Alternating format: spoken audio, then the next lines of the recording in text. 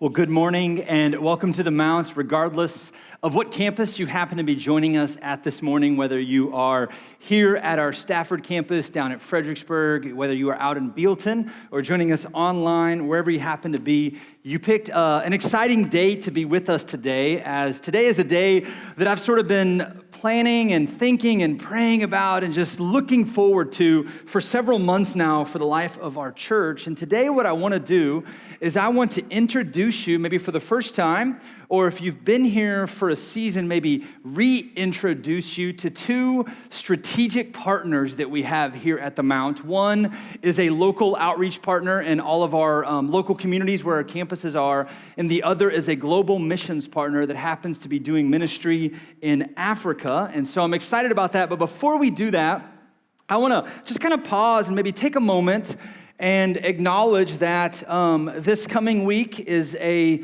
big week for our country. If you're not aware, Tuesday is Election Day. I'm sure you're aware, but just in case. And I just want to say, I recognize that at a church our size, across all of our campuses and wherever we are, there can be a lot of varying emotions and feelings and thoughts as we move into Tuesday during election season. Maybe you are here today at one of our campuses and you are like, on the edge of your seat, you're leaning in, you're just waiting for those results to start coming in because you believe with everything in you that Tuesday night or Wednesday morning or however long it takes will define the future of our country in many ways. Maybe you are here today and you're just tired. Like you're burned out, you're worn out, you've kind of stopped watching the news for like the last 30 days and you're just ready for it to be over with.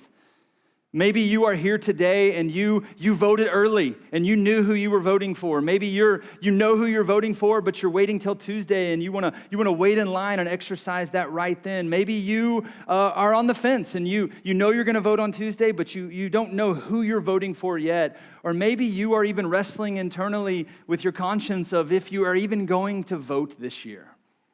Can I just take a minute and not speak to all of that, but maybe just zoom us out for a second and remind us of a truth that many of us all know, but I think it's good to just be reminded of at times, and that is this: God is in control. Is that okay to say, like, God is in control? And let me just read a couple verses for you to maybe help you feel at ease as you move into Tuesday. This one's from Daniel chapter 2, verse 20 and 21. It says it this way: "Praise the name of God forever and ever, for he has all wisdom and power. He controls the course of world events. It is he who removes kings and sets up other kings." Paul in the New Testament says it this way in Romans 13:1, and a lot of times we don't like the first part of this verse, but it says, "Everyone must submit to governing authorities."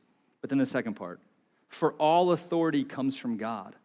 And those who are in positions of authority, they have been placed there by God." And so can I just maybe encourage you? God is in control. God will not wake up Wednesday morning and be surprised. You might be, I don't know where you fall, but God will not be.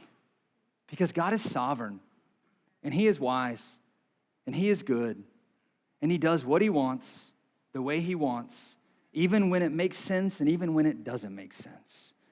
And so can I just encourage you? God is in control. I would love to pray for our country as we move into Tuesday. Would you join me? Father, we are so humbled and honored that we have the opportunity and the privilege to even cast a vote. We recognize that there are a lot of places in our world right now where people do not have that privilege. We recognize that there are a lot of Christians who don't have that privilege. There are a lot of times in your redemptive history where you have set up kings and rulers and authoritative regimes, and you have set up dictators, and you have set up democracy, and all of these different forms of government at different times in different places for different seasons, God. But we just acknowledge and we are humbled by the fact that you allow us the privilege to exercise our voice if we so choose. God, we pray that regardless of what happens on Tuesday or Wednesday or maybe even the week after if it takes that long. God, we acknowledge that you are in control, and we can trust that. God, I pray for me and for our church specifically, I pray that as we move into Wednesday morning, as the election starts to begin behind us, that we would remember that the very people on Tuesday who were our enemies, the people who we thought were wrong and were ruining everything, those people are the very people that you may put in our paths on Wednesday morning for us to share the gospel with. God, I pray that our vote does not ruin our chance to love our neighbor.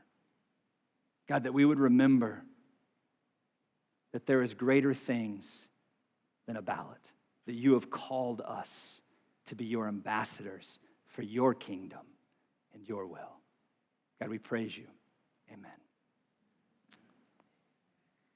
Well, today we are in the final week 4, of a series titled Neighboring. And what we've been doing for this last month is we have been looking, kind of centering ourselves around some of the words of Jesus found in Matthew chapter 22, where Jesus is answering a question by a ruler, a religious elite near him, and he's asking him, like, what's the thing I need to know? If you look at all the Old Testament, all the laws, all of those commands, what's the thing I need to know? And Jesus says in Matthew 22, verse 37 through 40, he says this to them. He says, you need to love the Lord your God with all your heart and with all your soul and with all your mind. Jesus says, first and foremost, you need to love the Lord your God with all your heart, all your soul, all your mind, all your intellect, all your passions, all your emotions, all your will, all your strength. Love the Lord your God. That should be a primary. But I think maybe Jesus knew that sometimes, even as good Christians who believe in Jesus and follow him, sometimes we can really love God and want to learn a lot about him and know a lot about him, but only to keep it to ourselves. And he says, so the second is like it. Love your neighbor as yourself. For all of the law and all of the prophets, all of the commands of the Old Testament hang on these two commandments. And so as we've worked our way through this series, we've said that the Bible, both the Old and the New Testament, have this cohesive message through them, through all 66 books, where we are commanded, we're told as those of us that are followers of Jesus, that we are to love our neighbor. And so what we've been doing is we've been sort of looking at these areas, if you're joining us for the first time, these areas of our lives where Jesus doesn't define what a neighbor is, but instead he tells the action of what a neighbor should do, and which means that every single human being who has ever been made in the image of God, who lives on this earth right now, is considered our neighbor in the theological eyes of God. And so we've been sort of expanding our concept of neighboring. And we began in week 1 by talking about the literal neighbor who lives right next door. And we talked about what it looks like to love them well, to go and get to know them, to invite them over, to be hospitable the way God is a hospitable God who leaves his comfort and steps down into our mess. We talked about this idea of throwing block parties, because when we read in Scripture, Jesus was this guy who went to people and threw parties, and he celebrated and he ate with people who were not like him and invited them into his warmth so that he could share his message with them. And we want to be those type of neighbors. Then we expanded that and moved from just next door, and we talked about the neighbors in our city. The people in our city who have less than us, the impoverished, people who are living in poverty, and how God has called us to reach out to them and to care for them. And last week, we expanded that circle even broader and talked about the neighbor who lives across the world. And we talked about this idea that maybe God is calling us as sent people to go and serve people. And what I want to do today is I want to kind of close out our series by talking about a special group of neighbors, if you will, that can be found in all 3 of these neighborhoods. And that is the neighbors that I'm going to call vulnerable children. And as we do this, if you're taking notes, I think it's important for the theological background to hear. It's important to know that a central theme of the biblical story is God being a father to the fatherless. We see this all throughout the Bible. Sometimes it says it explicitly, other times it kind of says it in a roundabout way, but there's this consistent theme that God wants to be the father to those that are fatherless. Let me just give you a couple of examples found in the Old Testament. In Psalm chapter 68, it says this: He is a father to the fatherless, a defender of widows. This is God whose dwelling is holy. God places the lonely in families. I love the imagery there. God is the one Through his sovereign hand, his will, his control, he is the one that places the lonely in families because he is a father to the fatherless. Psalm 146 says it this way: the Lord protects the foreigners among us. He cares for the orphans and widows, but he frustrates the plans of the wicked. God cares about the fatherless. And this theme, even though it's there, it really sort of explodes in the New Testament when Paul and Romans and some of the other letters in the New Testament begin to talk about this idea that humanity, human beings, we were separated from God. It's what we call the gospel, the good news that is the story of Jesus. We were separated from God, but God in his love sent his son to die for us. He sent him to earth as a sent one to save and redeem and rescue us. And by his redemption of us, we were brought into the family of God. We were adopted in because God was caring for us as fatherless people who were spiritually separated from him. God cares for you and I, whether we have earthly fathers and mothers or not, because we were all spiritually lost at one point in our life, and he stepped in to redeem us and rescue us. God cares for the fatherless. In fact, this idea of God being a father to the fatherless is such a central theme throughout the biblical story that a defining characteristic of the early Christians in the early church was their care for vulnerable children. It was what defined them. It was what they were known for. In fact, if you go back and look at the ancient Roman culture that the first century church was sort of birthed out of, what you find is it was an atrocious culture. And I don't know where you are on your views of America right now. You may say America's great and it's awesome and things are going well and it's the best place I've ever been. Or you may say, man, this country has a lot of problems right now and here's all the things that could be wrong and fixed and changed. I don't know where you are, but let me just tell you what you see in America pales in comparison to the atrocities that were taking place in ancient Rome. And in fact, let me just give you an example that relates to what we talk about caring for vulnerable children. In ancient Rome, there was a legal practice known as exposing or abandoning. And what would happen is, protected under ancient Roman rule, ancient Roman law, if you had a child and for some reason you decided you did not want this child, you could expose them to the elements.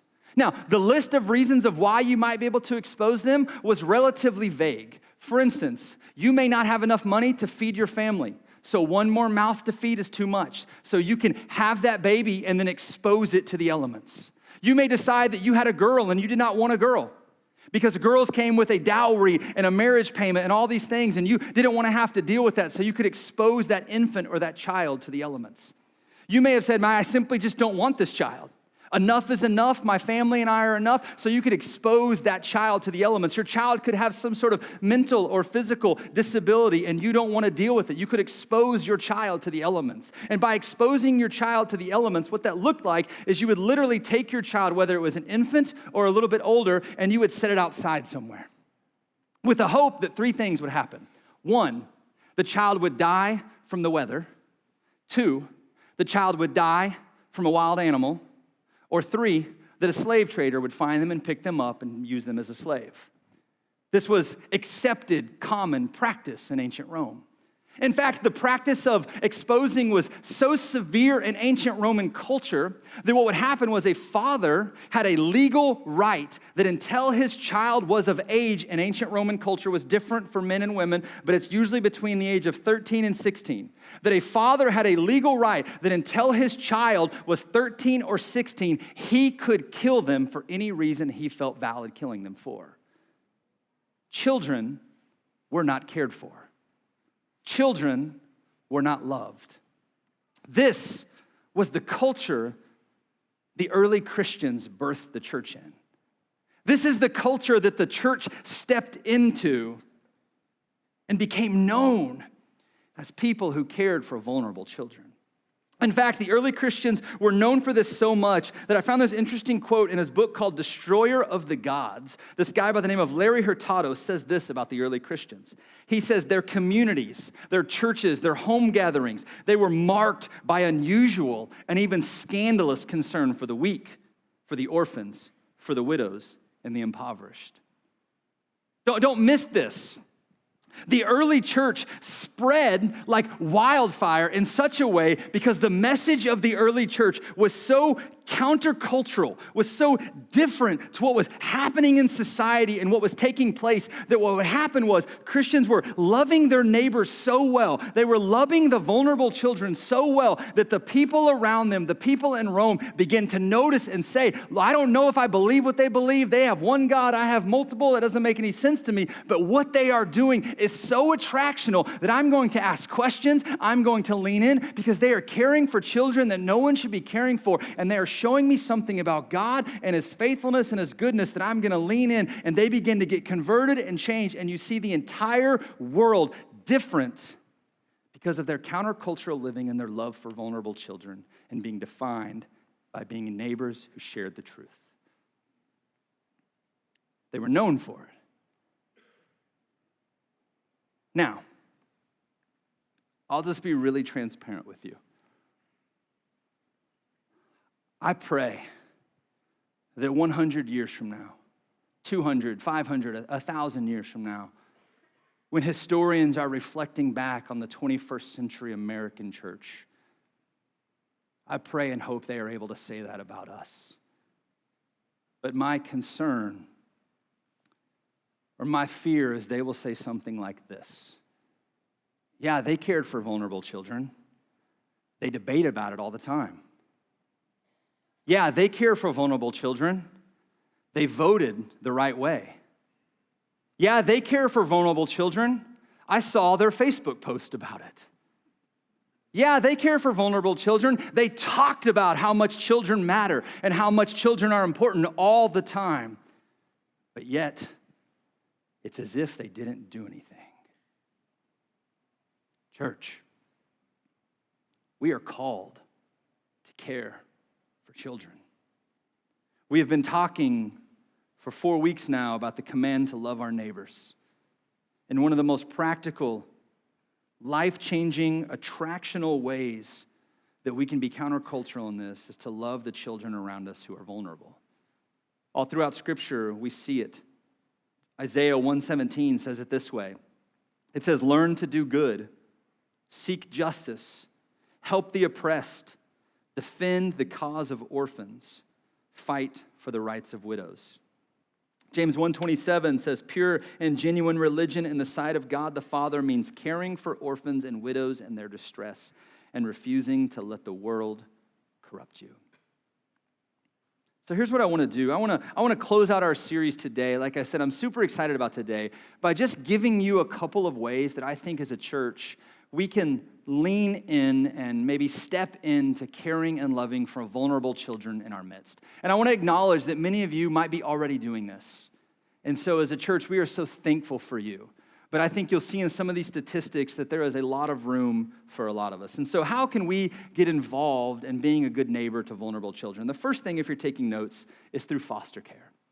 It's through foster care. We have a partner. I told you I wanted to introduce or reintroduce you to two of our partners. One of our local partners is known as Project Belong. And Project Belong is centered here in Northern Virginia. And they do work in every county that we have a campus in, and even north all the way up to DC. And they're doing incredible work of helping churches and families and individuals become aware of the need of foster care, not just in Virginia, but in our area in Northern Virginia. And they have some really good programs. And I just want to let you know of some ways that you might be interested in getting involved. The first thing is this, is maybe you need to foster a child. And I know you're like, whoa, right out of the gate, Adam, like, yeah, there's not really any easier way. I can't really ease into that, right? Like you knew it was coming. I said foster care. It's not like I'm not going to say foster a child. I just want to let you know this. If you take just a 20-minute radius from the campuses that we have, Fredericksburg, Bealton, and Stafford, right? If you draw a 20-minute radius around each campus, there are 165 kids in foster care within a 20-minute radius of every campus. 25% of kids in foster care currently are awaiting placement in a home, which means, don't miss this, church, 50 families is all it would take to eliminate any waiting child in foster care in our communities. That is less than 5% of our attendance this morning. We could literally change our community just like that. The average time, and I know what you're thinking, Well, that's a long commitment. The average time, it could be, right? The average time they're in foster care is 20 months, but you never know. The Lord may give you one that stays for 18 years. I'm not going to make it easy on you, right? I just want to let you know that's a possibility. Maybe you're not ready for that. Through Project Belong, another thing you can do is you can come along inside and support an existing family that is already fostering. Because just because they said yes to the call to foster, which is not for everyone, but they said yes, doesn't mean it's like, well, God told us to do this and things are super easy. No, it's still difficult. They're still hard. It's still moments. You can provide meals for them. You can hang out with that family. You can help be a community care person. You can be involved in supporting that family who has answered the call that God has placed on their heart. Another thing that they have at Project Belong, and I love this one, they have this program called the Don't Go Alone program. And the Don't Go Alone program is where you can become a mentoring adult or a mentoring family for a kid who is aged out of the foster care system. What I mean by that is they were in foster care and they, for whatever reason, did not go back to their biological family, but they didn't get adopted either. So they went through the system, and at 18, they aged out. And let me just tell you this, 20% of all kids in foster care will age out without one single forever connection for the rest of their life.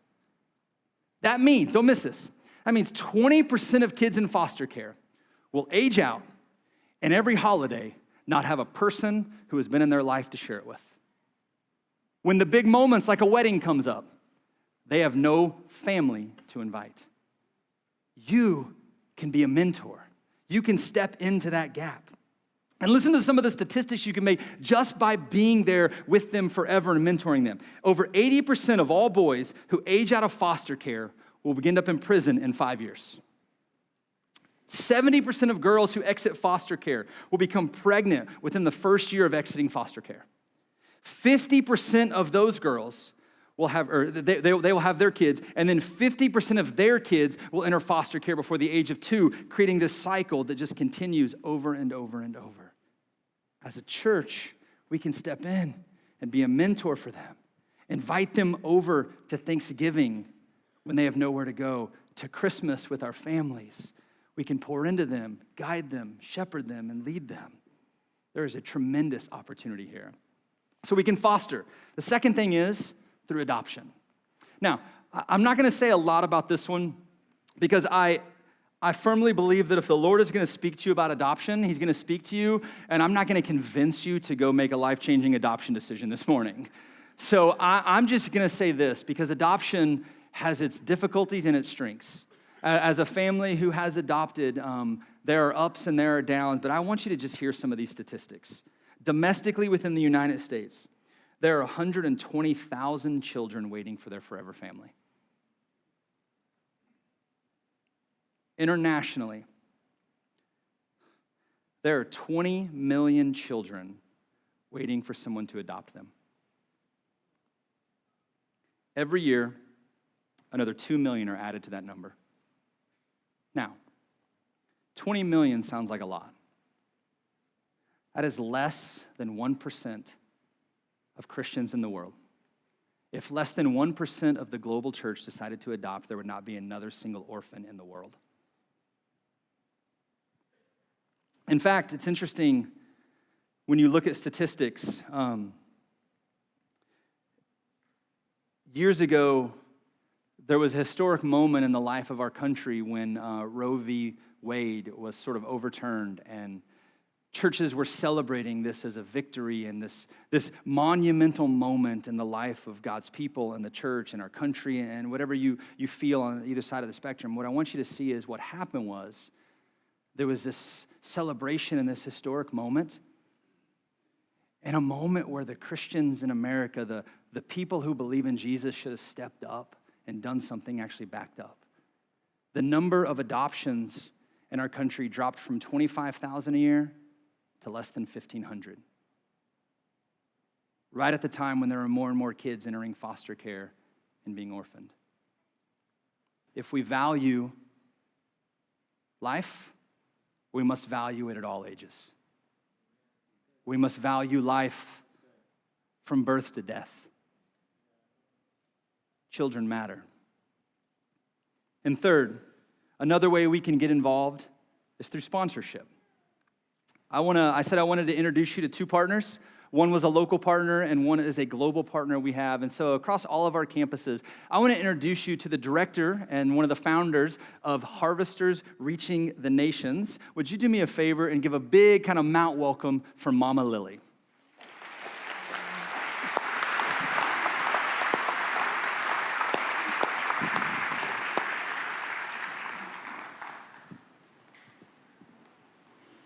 Good morning. I appreciate you allowing me to share some of my story with you. Some of you have heard it before and some of you haven't. I apologize if there's parts of it that seem kind of heavy, but it's reality over there in Sudan.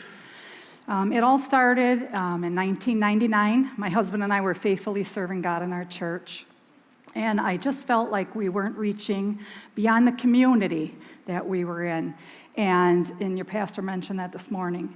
And my husband and I began to really pray and fast and ask God, what is the heartbeat of the church? What is it really, God? Show me through the eyes of Jesus. And God began to lay the orphans, the vulnerable, the widows, and the poor on my heart. And I believe that God actually ordained my steps. I went and heard a speaker sharing in Florida at the time. It was a women's convention. There were 12,000 women that were there. And one of the workshops, they were talking on Sudan, as what it was called at that time, and all the atrocities that were there. The North and the South were in civil war. They were coming down to the South and taking babies and putting them in gunny sacks alive and throwing them in the Nile, cutting women's breasts off so they couldn't breastfeed their babies, poisoning water wells. And when I heard this, I was just so taken back and said, God, what can I do? What can I do? And I never expected God to answer me the way he did. He said, sell everything you have and give it to the poor. And I thought, how am I going to go home and tell my husband this? So I pondered it in my heart for about a week, and then I lived, ate, slept it. I was consumed with it. And I said, God, if this is just my emotions, take it out of my heart. But if this is you, let the fire burn in my heart and speak to Dennis because we're one. And it wasn't, when I shared it with Dennis at first, he says, I don't think so, Lil. He knows I love adventure. He said, if there was 12,000 women there, why were you the only one God spoke to? And I said, I don't know, honey. But anyways, God did work through this. And it was a matter within a year and a half, we started Harvesters Reaching the Nations. And we did go over there. We sold everything and moved over in 2001 full-time. And we're there for 14 years full-time. And now I make trips in for a month at a time, every few months. But when we were there, we were living in a brick tukul, grass roof, just like all the locals. We never did this before. But we were being obedient to what God called us to do. And Caleb was the first orphan that was brought in. His mother died in childbirth. 1 out of women will die in childbirth today in South Sudan. And his father was a drunkard.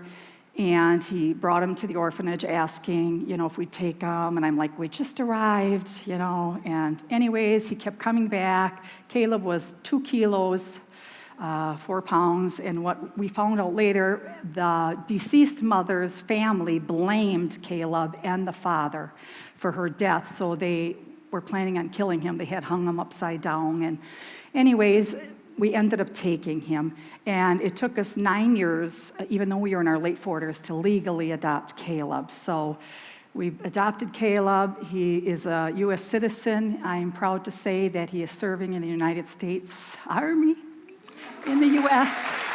He's in Hawaii. He's married, and he has 2 children. So to God be the glory. He had a plan for his life, and I didn't know I was going to be part of it. But you never know what God, be careful when you say, God, what do you want me to do? But then as time went on, okay, we have the orphanage, and then we thought, all right, we need education, all right? We need a church, to be sharing the gospel. Everything we do is centered around the gospel of Christ. So everything was started under the mango trees.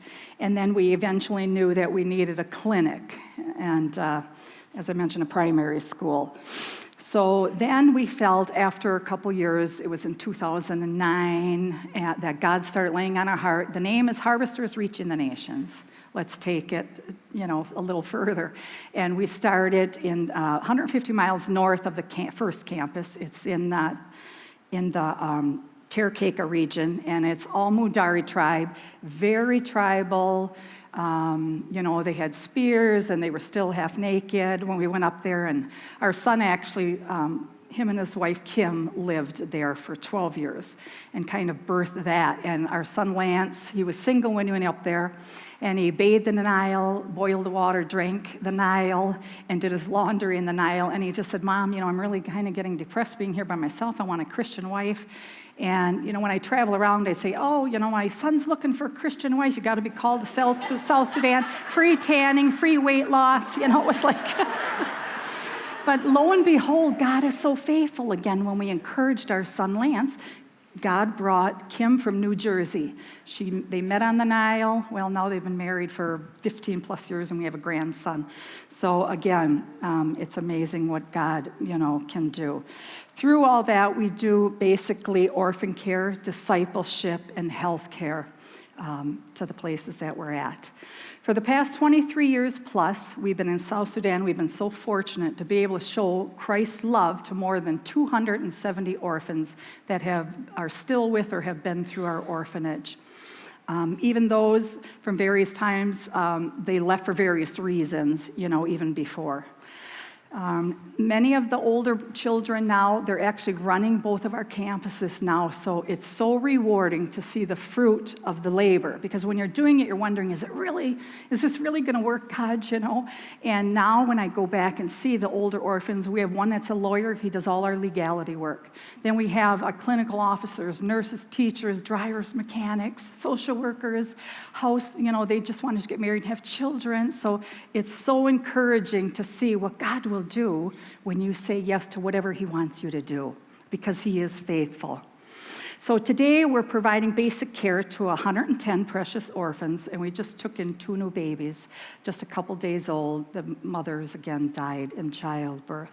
So it's been so rewarding to see our orphans, when they leave our campus and they go look for a job after they're finished with education, most of the time, they won't even interview them. If they're from Harvesters, they know their character, they know they love the Lord. Their work ethics is much better, work ethics. And it's just such a testimony for them to actually share in their own community their testimony of what Christ has done.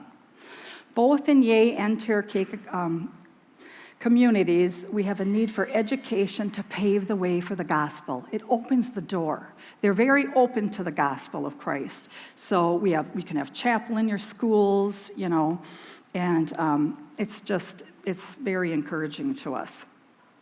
We began first helping to meet the needs through our Christian primary school, and then we actually created a Hannah Scholarship Program. That's for those that are secondary school, so it's like high school and above. Could be vocational training, it could be college, as I mentioned, some of ours that went on for many years.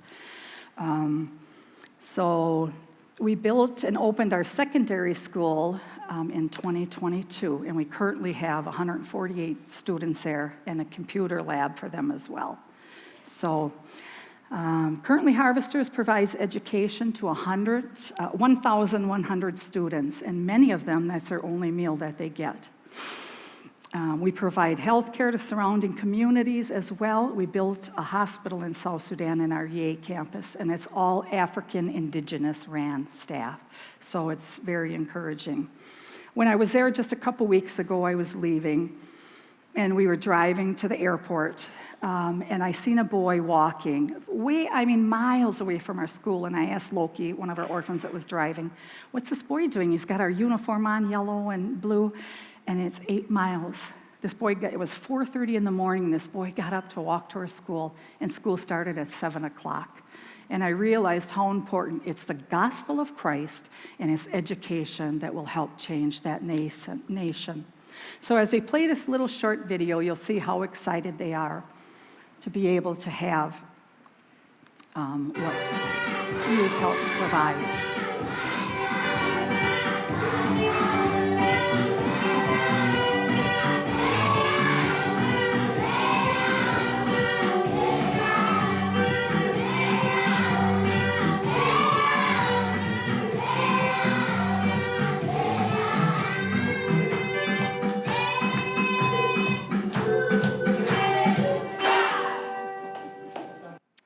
And I just want to say thank you so much to the Mount.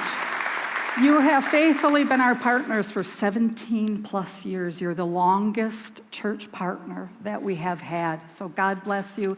Thank you. I'll see you at the table outside. Thank you, Pastor. Thank you so much. Thank you so much.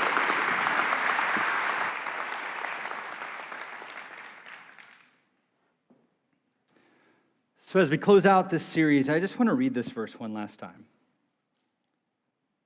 Jesus says, "Love the Lord your God with all your heart, with all your soul, with all your mind. This is the first and greatest commandment. And the second is like it. Love your neighbor as yourself. For all the law and all of the prophets hang on these two commandments." So here's my question as we have gone through this series and talked about loving our neighbors. How does God want you to get involved? It's very simple. How does he want you to get involved? Is God, over the last month, has he been nudging you in the way that he does, pushing you, maybe pulling you to walk across the street and talk to your neighbor? Has he been convicting you to set aside a Saturday afternoon and go serve at a homeless shelter? Has he been challenging you to set aside a week of vacation and to live as a sent one and go across the globe on a week-long mission trip? Has he been probing you this morning about getting involved in foster care, adopting, or sponsoring a child in Africa who is an orphan or who has no education and is attending a school daily? How is God challenging you to get involved? I just want to close today by giving you a couple practical steps. Today, across all of our campuses, when I dismiss you, you can go into our lobbies and you can find a booth or a table for Project Belong. And if you are interested in asking questions about fostering and what that might look like, or coming alongside and supporting a foster family, or the mentorship program for kids that are aging out, you can go to that Project Belong table and ask the questions. If you're at our Stafford campus, it's kind of over by the kids' entrance over there. If you're at Fredericksburg, it's right out in the lobby there.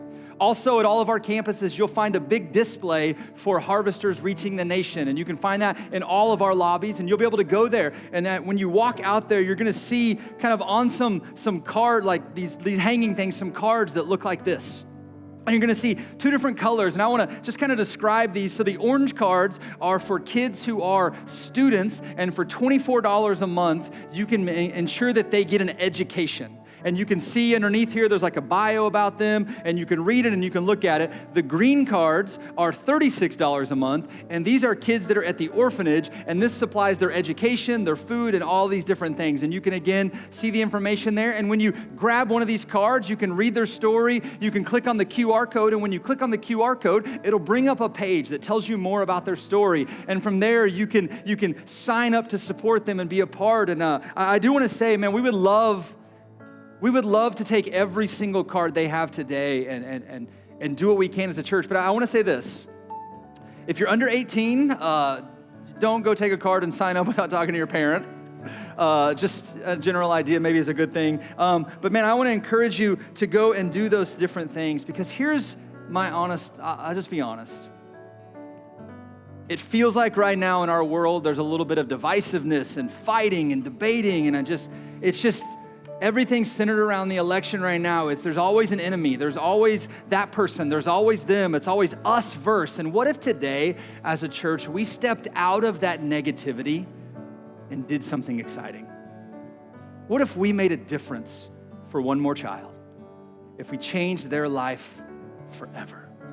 Church, go and be the church. You are dismissed.